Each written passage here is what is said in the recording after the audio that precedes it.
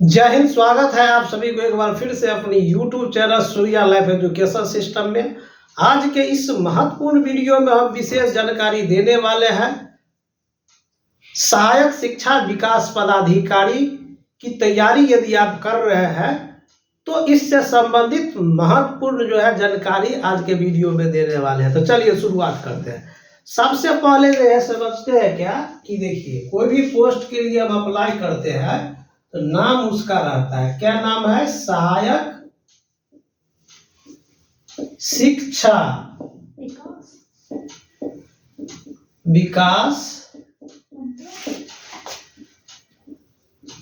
पदाधिकारी। इसी को अंग्रेजी में क्या करते हैं? सहायक है, क्या होता है? असिस्टेंट।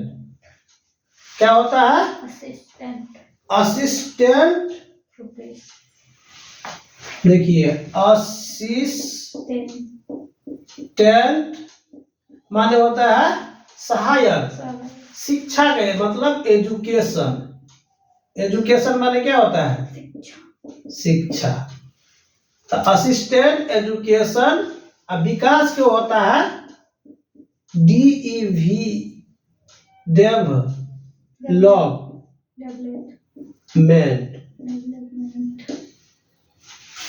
ऑफिसर माने होता है पदाधिकारी। ऑफिसर माने क्या होता है? पदाधिकारी। तो इसी का शॉर्ट वो नाम हो जाता है AEDO का फुल फॉर्म क्या हो जाता है? Assistant education development officer. ठीक है।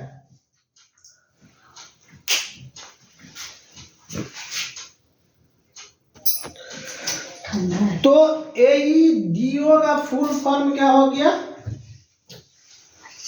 Assistant education development officer. तो इसका हिंदी होता है सहायक शिक्षा विकास पदाधिकारी। और ये ब्लॉक में जाइएगा, उसके बाद अब इसका तैयारी कर रहे हैं आप लोग। तो आप चलिए, अब हम बात करेंगे। इसी में होता है आपका सिलेबस के अनुसार से पढ़ना है। ठीक है, सिलेबस के अनुसार से क्या करना है? पढ़ना है। तो आप पढ़ना नहीं, क्योंकि अगले महीना में ही एग्जाम होने वाला है। तो सिलेबस के अनुसार से जब पढ़ेंगे तृतीय पत्र में, तो तृतीय पत्र में आपको पढ़ना होगा। देखिए कि एक तो हो गया आपका, देखिए सिलेबस पढ़ लीजिएगा। सिलेबस सबको आना चाहिए। तो हम अभी आपके लिए जो टॉपिक लाया है वो है जनरल एप्टीट्यूड। अब जनरल एप्टीट्यूड का हिंदी होता है समान योग्यता, जिसमें आपका मैथमेटिक्स आता है और रीजनिंग टाइप का भी मैथ रहेगा। ठीक है। तो इसको हम प्रैक्टिस आपको सूर्या लाइफ एजुकेशन सिस्टम पर YouTube चैनल पर प्रैक्टिस डेली कम से कम कोशिश करूँगा कि जो एक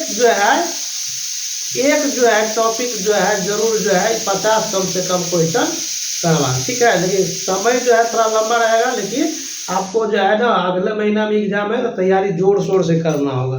अगर बन जाते हैं तो जानते हैं आप, देखिए जहाँ पदाधिकारी ऑफिसर लगा हो तो आप सोच लीजिए कितने बड़े पोस्ट पर है। इस पोस्ट को समझिए।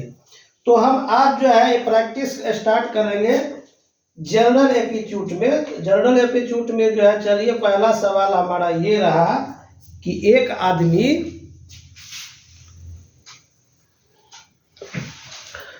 तो चलिए ये चीज बताइए कि आपके सामने सवाल है। एक आदमी क्या है सवाल कि एक आदमी 9200 रुपया में अपना स्कूटर, एक आदमी 9200 रुपया में अपना स्कूटर 15% लाभ लेकर बेचता है। कितना प्रतिशत? 15%। मान के चलिए हम हैं कि हम अपना 9200 रुपया यानी 9200 रुपया में स्कूटर लिए, लेकिन उसमें क्या था कि 15% हमको लाभ में बेचे। क्या है? 15% लाभ लेकर बेचता है।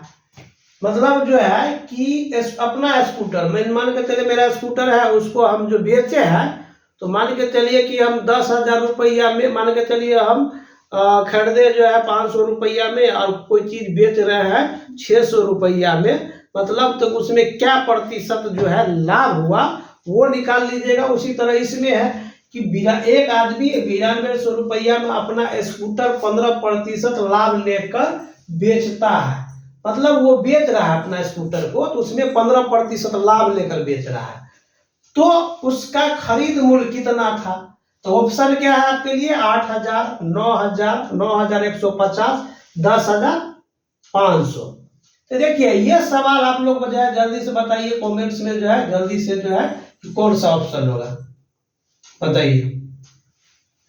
तो यहाँ एक चीज ध्यान रखिएगा, अगर आप कंपटीशन के एग्जाम दे रहे हैं तो आपको जो है ना प्रैक्टिस करेंगे तो ये सवाल को इस तरह से सीधे बना देना है कि देखिए 9200 रुपया में जो अपना स्कूटर लाभ लेकर के बेचा, कितना लाभ लेकर के, तो 9200 का 15% लाभ लिया, तो 15 बट्टा क्या करना है? 100 होना चाहिए। तो 15/100 नहीं होना चाहिए कि 15%, तो 15% है तो एक लाभ लिया, तो उसमें 100 में कितना जोड़ देना है? 15, ठीक है।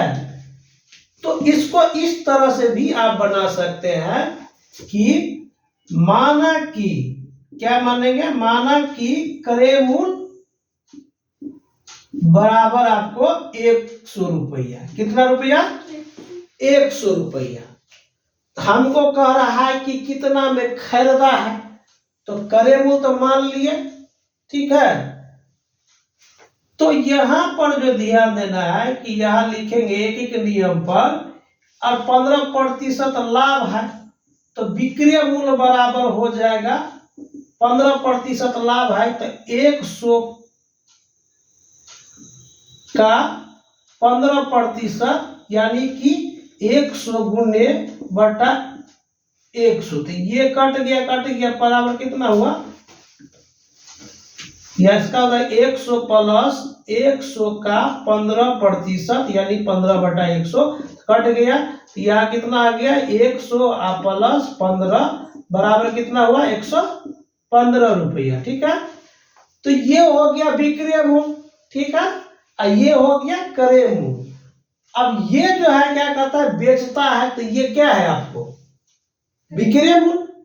विक्रय मूल्य इसका क्या है कि 9200 रुपया में हमने बेचे, तो एक विक्रय मूल्य तो ये हो गया, दूसरा विक्रय मूल्य हो गया 9200 रुपया, हुआ ना। तो 9200 रुपया है, तो यहाँ हमको माँ पूछ रहा है क्या कि उसका क्रय मूल्य क्या था, तो क्रय मूल्य निकालना है। तो लिखेंगे यहाँ पर, इतना चीज हम नहीं लिखते, शॉर्टकट बढ़ा देते यहाँ पर। कैसे कि मान के चलिए कि हमको जो है 115 रुपया विक्रय मूल्य का यहाँ लिखेंगे, इसलिए चूंकि 115 रुपया विक्रय मूल्य का क्रय मूल्य हमको पूछ रहा है, तो क्रय मूल्य कितना है? 100 रुपया। 100 रुपया ना माने है, इसलिए एक में ऐसे करना है 100 बट्टा कितना? 115। अब यहाँ ध्यान देंगे, यहाँ क्या है? विक्रय मूल्य, हमको निकालना है क्रय मूल्य का। तो विक्रय मूल्य जो दूगो रहेगा, अगर क्रय मूल्य मांगेगा तो दूगो क्रय मूल्य रहेगा, तो पहले यहाँ क्रय मूल्य लिखा था, लेकिन यहाँ पूछ रहा है हमको क्या? विक्रय मूल्य, तो हमको लास्ट में लिखना है। अरे पूछेगा अगर विक्रय मूल्य बताइए, तो लास्ट में हम विक्रय मूल्य, तब यहाँ लिखते कि 100 क्रय मूल्य का विक्रय मूल्य 115 रुपया। तो यहाँ तो हमको पूछ रहा है क्रय मूल्य, तो क्रय मूल्य माने हैं, यहाँ पर माने ना क्रय मूल्य 100 रुपया, तो विक्रय मूल्य कितना है? 115 रुपया।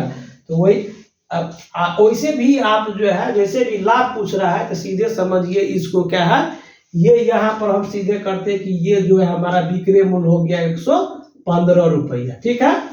कितना में? 100 रुपया हमारा मान कर चलिए कि क्रय मूल्य है, इसी में दोनों है, 100 रुपया क्रय मूल्य, लाभ है, ये लाभ है, तो 115 हो जाता। अगर यही रहता कि हानि, तो यहाँ कितना होता?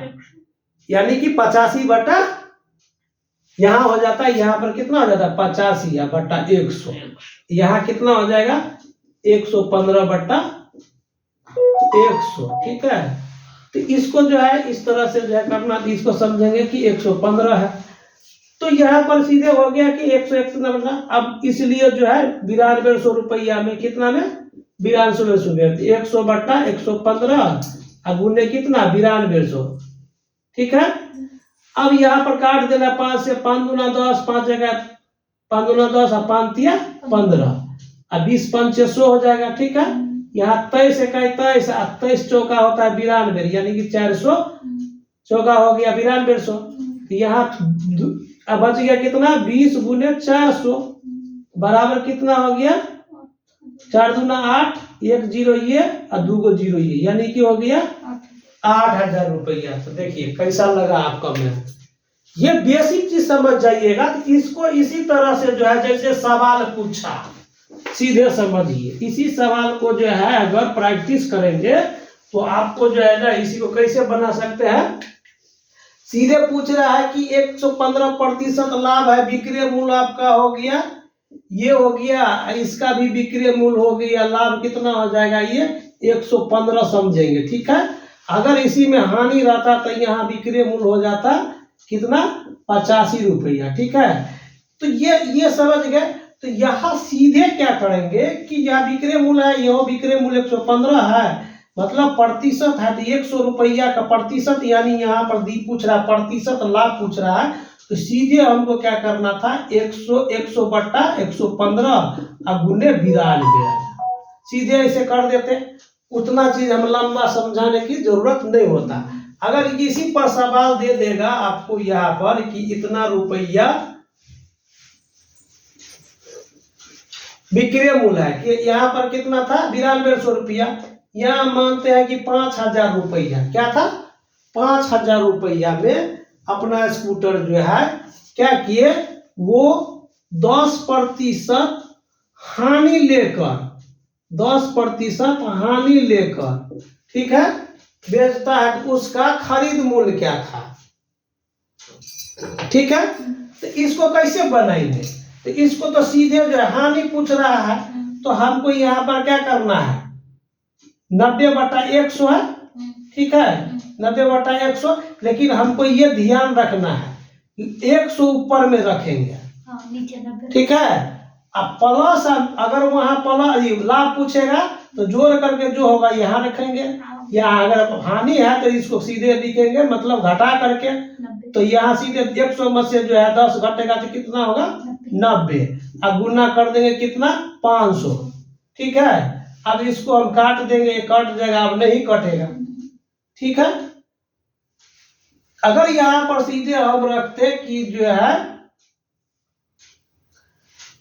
इसी पर जो है कुछ काटने वाला रहता है, तो ये इसलिए जो है, तो इसी तरह से ये सवाल आप समझ गए, ठीक है। अब नेक्स्ट सवाल क्या है,